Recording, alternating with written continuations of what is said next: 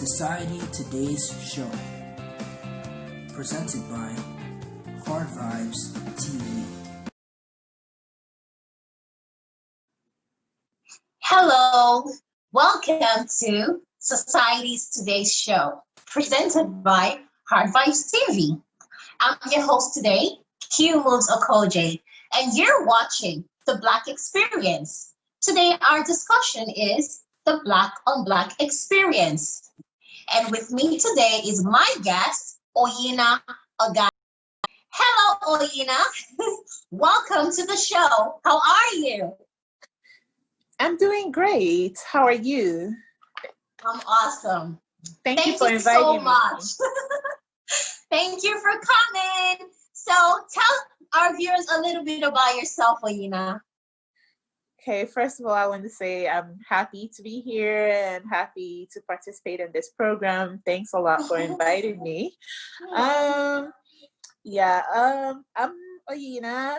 I was born in the United States. My mom is American. My dad is Nigerian. When I was 5 years old, my family moved me to Nigeria and I came back here in my late teens. Currently, I work as a social worker and counselor at the Harris Center for Mental Health. I work with children, and that's what I do. Awesome. Thank you so much. You're pretty doing a lot of things. And you forgot to mention your creative writing project. That is something that is very important that I think people need to know about.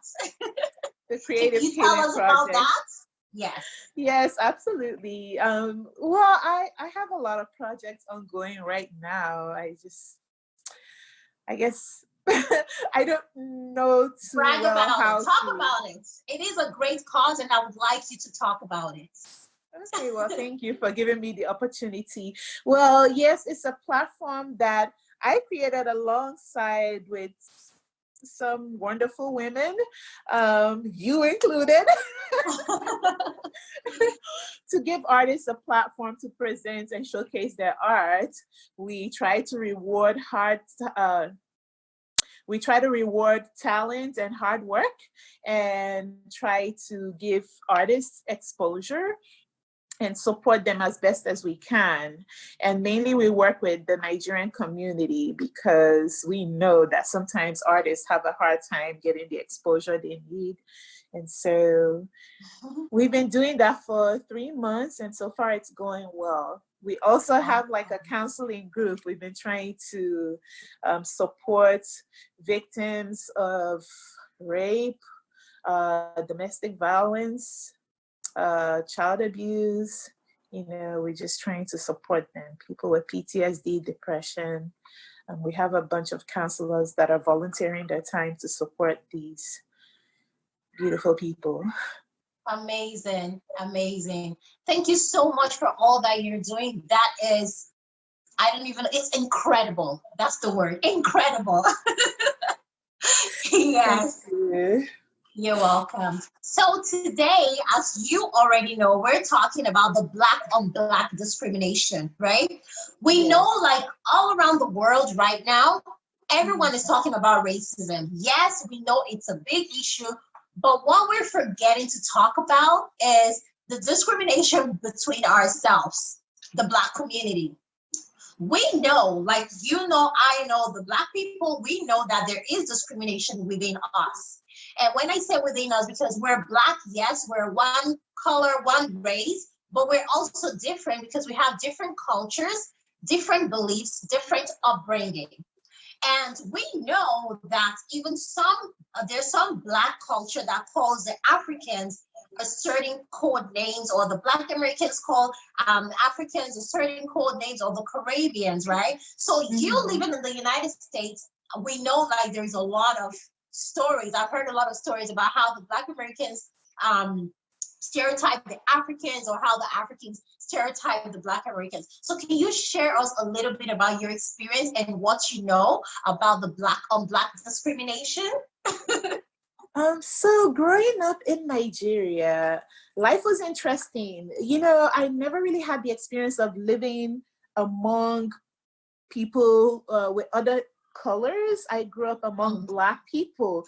And so when I moved back to the United States, it was, I experienced a huge culture shock. First of all, I had a hard time distinguishing between white people, Asians, and Latinos, right? And so when I saw Black people, I was excited because, of course, we shared the same color of skin. In Nigeria, we had very light-skinned people that in America we'll call high yellow. And we, of course, had them here too in America. So I thought they were my people. But as time went on, I realized that they looked at me differently, you know. Wow. And growing up in Nigeria, I wasn't quite exposed to any tensions or any negative stereotypes. I don't know if the reason was, well, I grew up in the East, so I just did not have that experience at all. But my mom is American, and there were some things that my father would say that would rub me off as a bit strange. Like if I misbehaved, he would say, "Oh yeah, she got it from her American side of the family." And you know, as I was getting older, I thought maybe it was an American thing because, you know, in Nigeria, when you're watching the movies, you see these things about Americans shooting people up, you know, the violent culture, you know, all those negative stereotypes about American culture in general.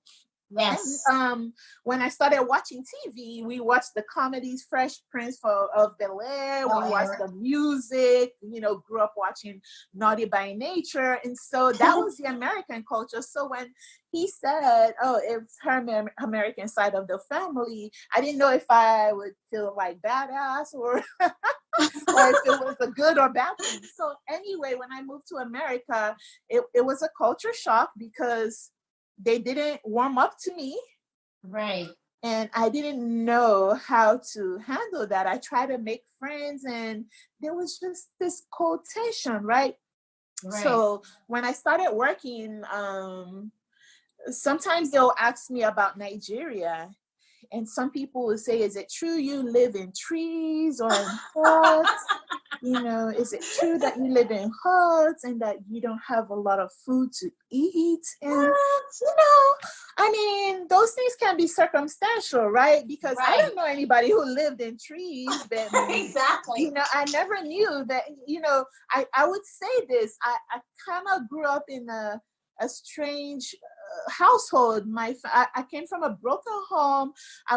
My dad was well-to-do, so I was semi-elite middle class, but at the same time, I sort of grew up poor. So yes, I've spent time with family members in huts, and I've lived in big houses, and my dad had wealthy politician friends at the same time.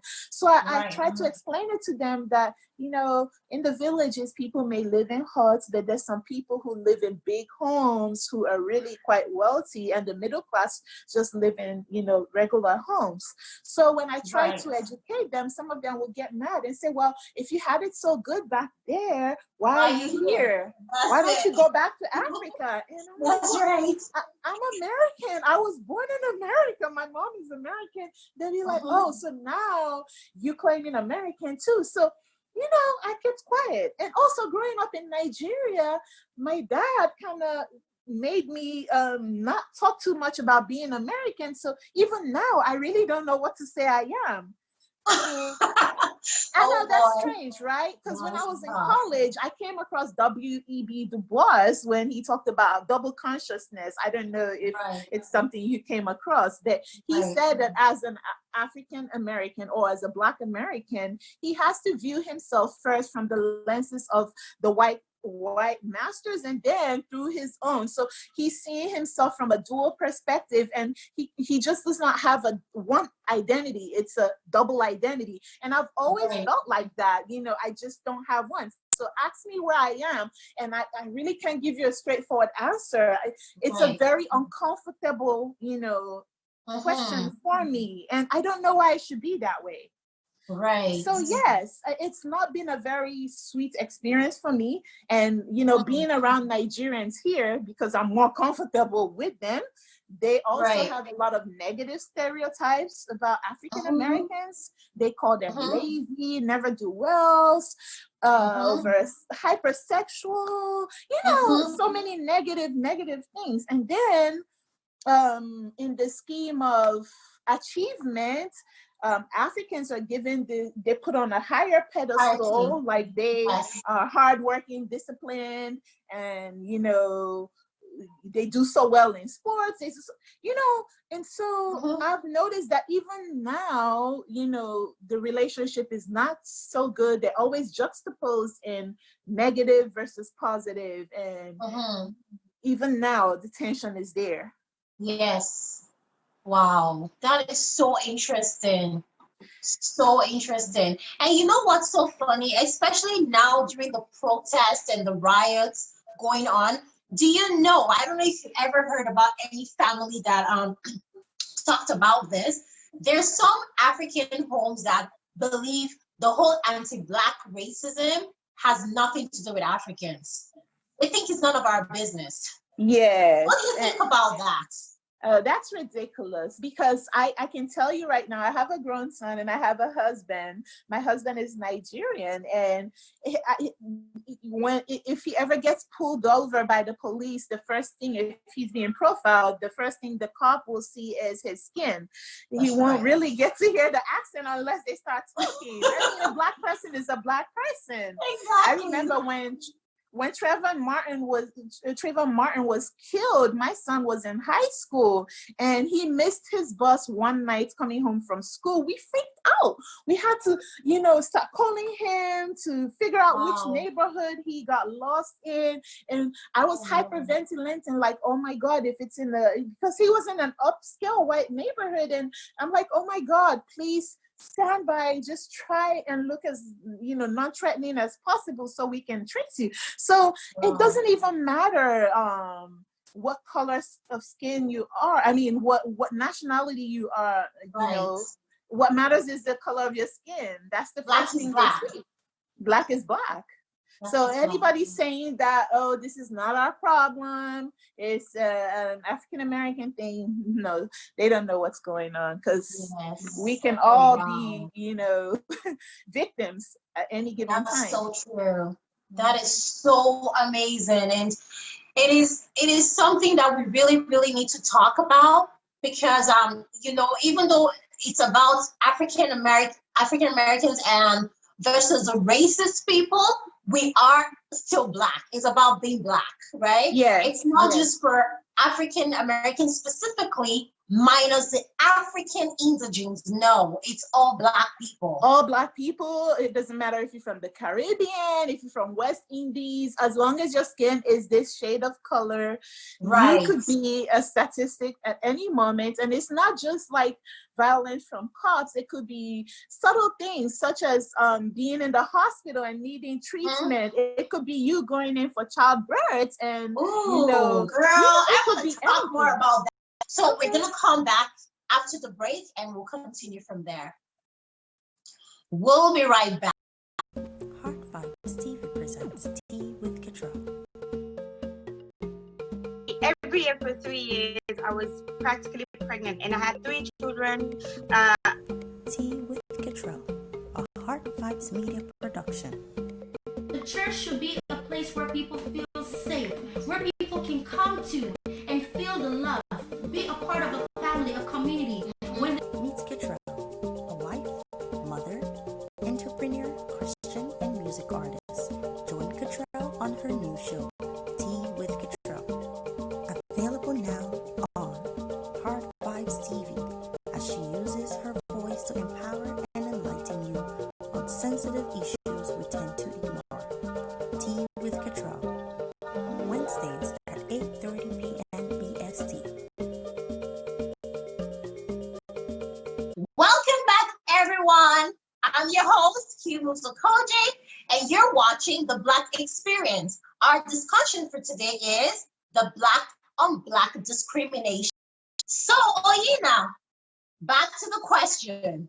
Tell us your experience with Black discrimination, like being discriminated by a fellow Black person. Tell us your story, your experience.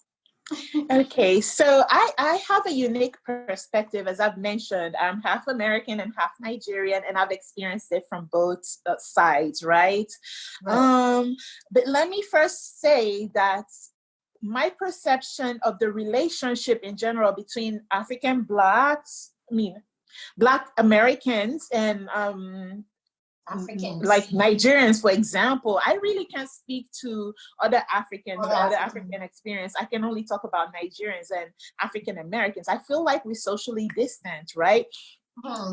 We all look down on each other. The Nigerians tend to look down on Americans.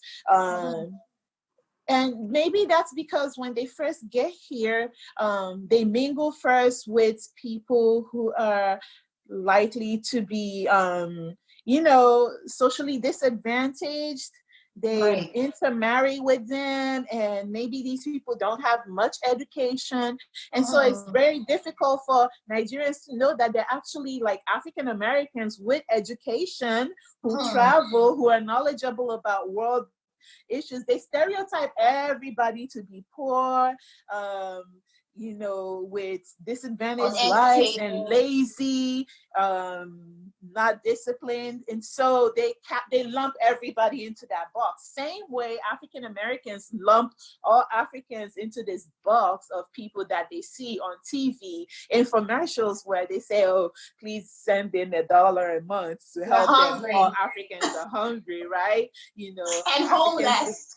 they're homeless. So I think Nollywood, it helps a bit because even though Nollywood is not a credible source for learning Yeah. much about Africa, but Nollywood is showing off, The super rich beauty. Africans, the Yes. beautiful areas in Nigeria, Hmm. for example. The Right. music industry is showing beautiful scenes from all countries in Africa. They shoot Right. movies, the music in Nigeria, they shoot music in South Africa, Hmm. Kenya, they get to see safaris. So that has helped a whole lot. Now, Yes. my personal experience is interesting, like I said, because I'm American and I'm Nigerian, and I've been told by my cousins to go back to Africa. Wow. Yes. And my mom No was kidding. outraged. Yes, my mom was Wow. outraged. She was like, "Wait, what are they talking about? You're American." you know, you are American. You were American before you were Nigerian. Like you were born in America. I'm your mother. How did they tell you that? And I'm like, well, I get it all the time. It was just shocking that it came from, Wow. you know, my cousins, and not my cousins, right? But you know how your cousins will have their Their paternal or cousins. maternal. Yeah, Yes. exactly. So Yes. our relationship is fraught with tension and frictions, and you Hmm. can trace it to you can trace it down to colonialism and slavery. Right. Um, we we have these negative stereotypes and myths and misconceptions about each other. First of Right. all, the slave masters told the Black Americans here that, hey, your people sold you into slavery. They didn't want you.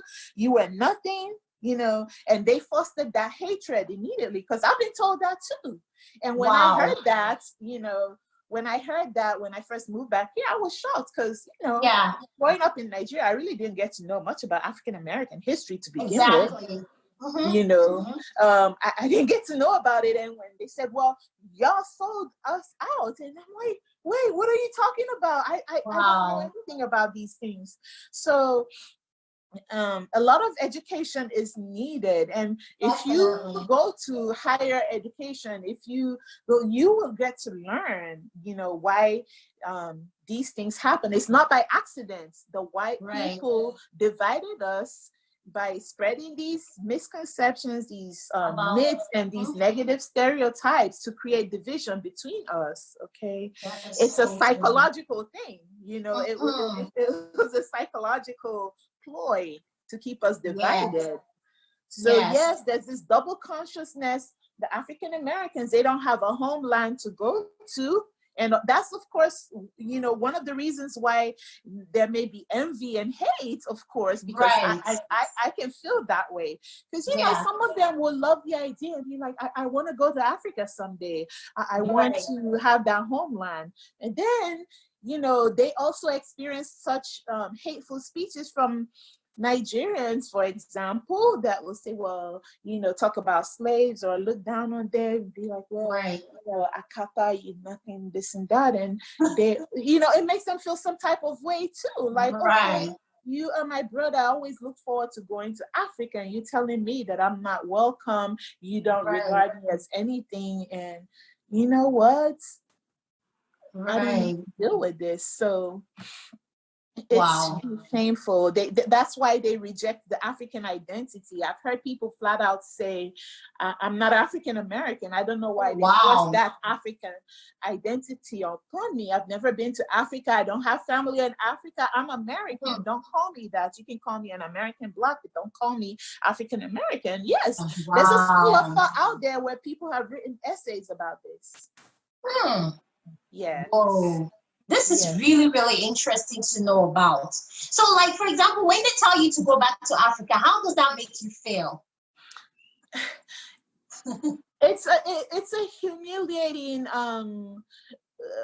experience. It's been it happened to me at least 3-4 times in my life, and each time it silenced me. I never really had a response to that.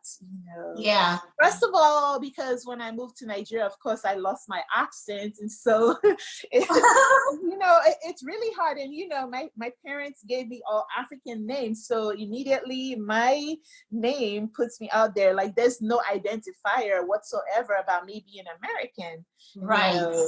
And I feel that way also when I'm sending out my resumes. I feel like I can't compete with other people, because of your name. And Freakonomics is real. I feel like they would choose a Jane Green before they would choose Obama or a Ghana. You know what I mean?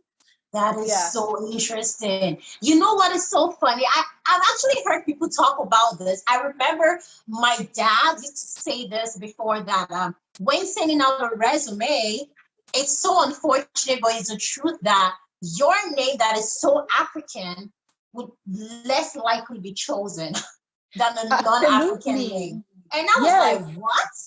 Because of your name? And he's like, yeah, because your name totally sells you out. That's okay. This person is African or whatever.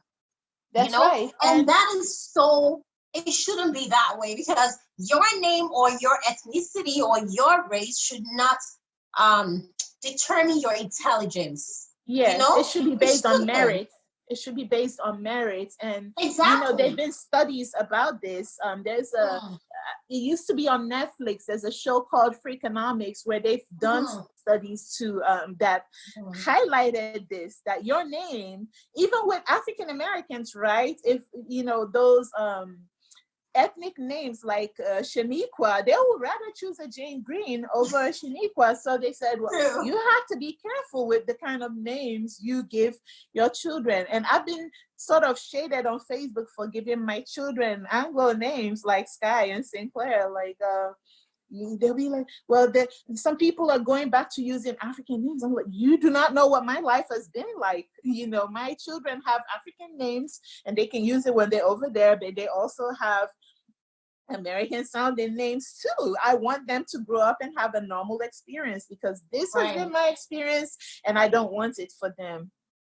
Wow. Yeah, so it's just little things like this, it's not just the violence, but America is a highly racialized nation. Everything has been set up to benefit white people, and it will take a lot of deconstruction to get everybody on the same level. Okay, and so we could talk about colorism a bit with Nigerians also, because I know Nigerians, the bleaching and everything, even in America.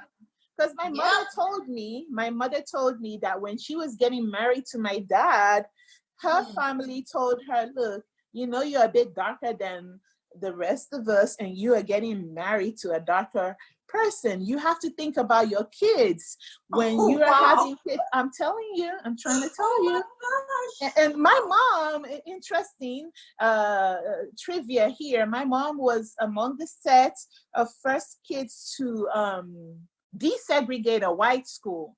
They were kind of made to go to a white school, you know, during the civil rights movement, Right. to desegregate and be the first Black students to go there. So they had to be accompanied by police all the time to go to Oh, school. wow. So we have that, you know, experience. So my mom told me that back then, they did a brown paper bag test to make sure that your skin is at least lighter than the paper bag. Okay, so when they saw my dad, No. yes, when they saw my dad, they were like, you know, he's darker.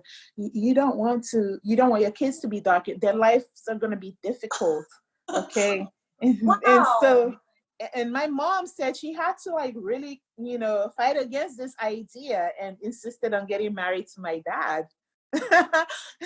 So it's Right. really interesting that she's had to deal with that. And then where I've had to come for having to like really fight for the right to be American, fight for the right to also be accepted as a Nigerian, and have to Right. listen to these negative stereotypes from both sides. It's been an Mhm. interesting life.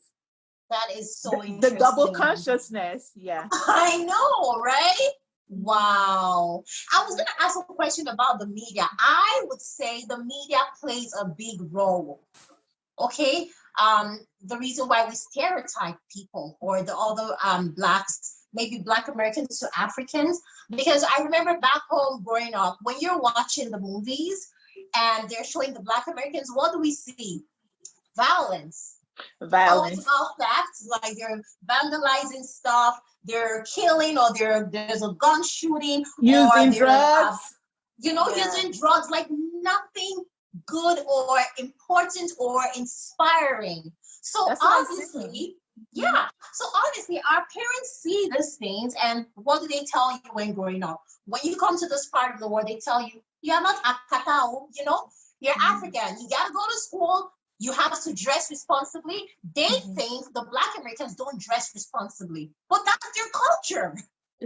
That's what they're exposed to in the Yeah. media. They are not exposed to Black excellence, you know, and we Exactly. still have to educate them. Like even now on Facebook with the recent Black Lives Matters, you know, and the controversial remarks made by Trump, you know, you see some Nigerians that talk about lazy African Americans for them being the architect of their problems. And we've had to educate them like, look, when you leave Nigeria to come here, or when you come here and have your babies, you take your babies back to Nigeria, you do not contribute to the system, you do not pay any taxes. And when those kids turn 18, you ship them back and they benefit from the affirmative action. Exactly. In education, get financial aid, free education. Right. Do you know how those rights were achieved? Do you Exactly. know that Dr. Martin Luther King? Do you know about Angela Davis? Do you know about Malcolm X? Do you know about all these civil rights heroes that fought to get these privileges that your children are enjoying today? They don't. So They that's don't. why it's important to keep having these conversations. It Hopefully is so something will important. stick. Because you Yes. see Nigerians with education looking down on African Americans that, Yes. hey, you are piggybacking off of the rights that were achieved by Black people. Without the civil Exactly. rights, you wouldn't have achieved it. You wouldn't be able to visit this country and even That's go right. to college. That's right. Oh boy. Yeah. Wow. This So is so it's a interesting. psychological. I just want people to understand that it was a psychological game. You know, it was a manipulative thing from the white powers. They created this divide between the Africans and American Blacks. You know, they just made sure they fostered this because the slaves, of course, did not understand how, you know, they came to be over here and why they were forced into this slavery. And the masters tried so hard to obliterate their Black identity, their African identity, just remove everything. And they said, your people didn't want you. They sold you. They, Oh boy.